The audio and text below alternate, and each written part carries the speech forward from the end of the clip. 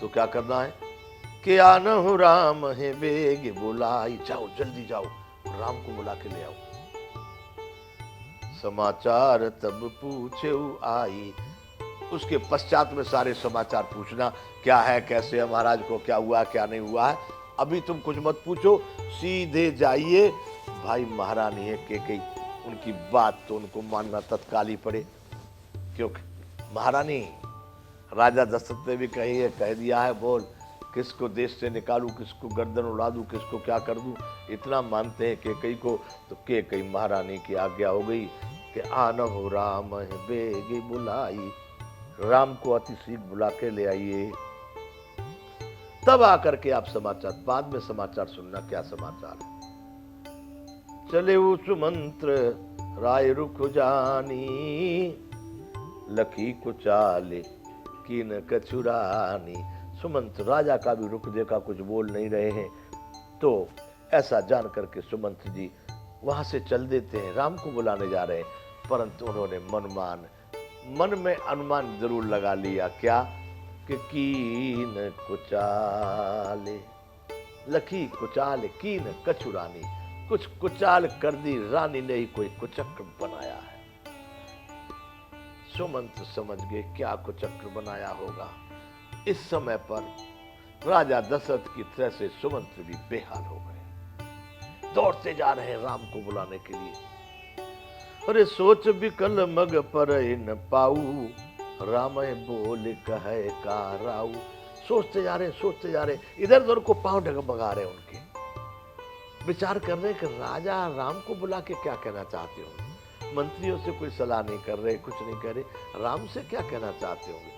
बहुत बहुत सोच चिंतन करते करते चले जा रहे हैं सुमंत्र। उर्धर धीरज गयऊ द्वारे, मन में धैर्य धारण करके राम जी के दरवाजे तक पहुंच जाते हैं। सुमंत्र जी पूछे सकल देख मन मारे। सुमंत्र जी की भी मुंह की सारी जो लालिमा थी वो नष्ट हो गई थी, वो भी बड़े बेचैन और व्याकुल हो रहे थे। तो उनके मन को मारे हुए देख करके, इनका मन शुद्ध नहीं है, सभी लोग वहां पर पूछे, सुमंत्र जी क्या हुआ है, आप कैसे यहां पर आए, क्या कारण है, राम जी के घर क्यों जा रहे हैं। बहुत लोग पूछ रहे हैं, बताओ महाराज। सुमंत्र जी कहिए। पूछे सकल देख मन मारे, समाधान कर सो सब ही का। सबका समाधान कि नहीं कोई खास बात नहीं है, राम जी से मिलना कोई बात नहीं। सबका समाधान करते हुए गयऊ जहां दिन कर कुल टीका। सुमंत्र जी वहां पहुंच गए जहां सूर्य कुल के तिलक श्री रामचंद्र जी विराजमान थे। रामचंद्र जी जहां बैठे थे वहां पर वो पहुंच गए।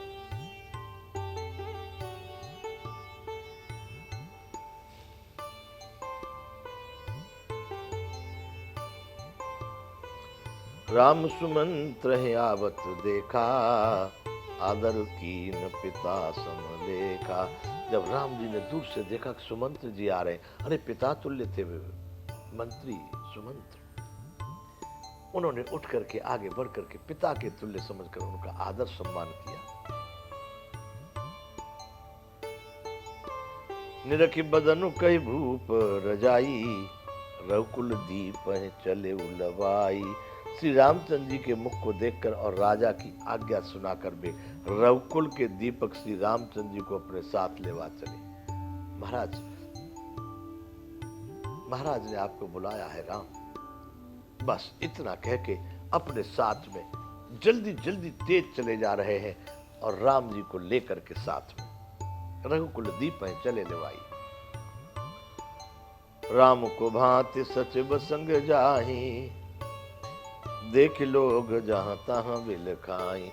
राम जी को भांति अच्छी कोई चाल से नहीं जा रहे, प्रसन्नता से नहीं जा रहे, आनंद से नहीं जा रहे, को भांति चलते कोई ऐसी घटना घट जाए बड़ी दुख वाली और लोग ऐसे उल्टे सीधे चलते, उसी प्रकार से राम सुमंत्र जी के पीछे पीछे चले जा रहे, कुभांति, अच्छी भांति से नहीं खराब भांति से। राम कुभांति सचिव संग जाई, देख लोग जहां तहां बिल खाई। ये देख करके लोग जहां तहां विषाद कर रहे हैं। राम को भांति बुरी तरह से राम सचिव के साथ चले जा रहे हैं।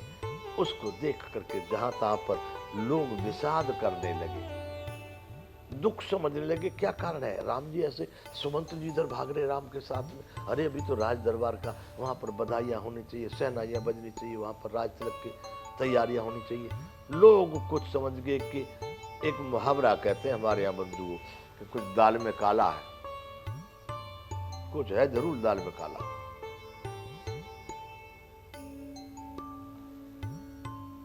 39वां दोहा बंधुओं, ये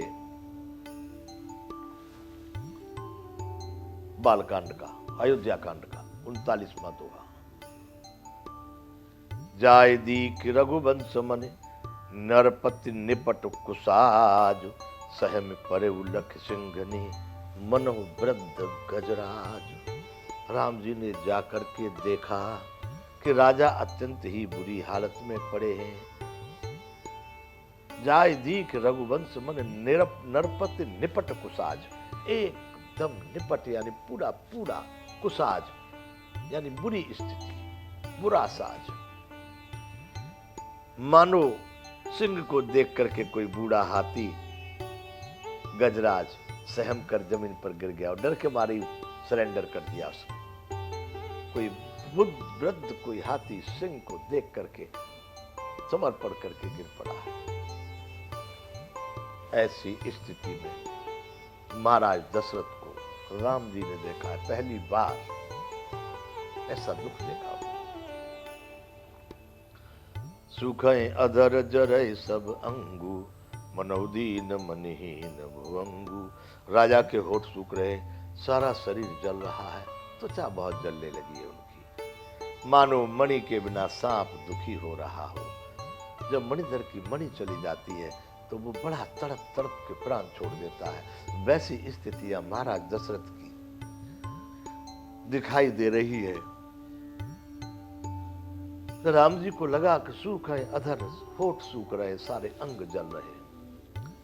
सरसु समीप दीख कैकेयी, मानहु में चुगरी गन लेही। राम जी को ऐसा आभास हो रहा है, पास ही क्रोध से भरी कैकेयी को देखा, मानो साक्षात मृत्यु ही बैठी है, राजा के जीवन की अंतिम घड़ियां गिन रही है।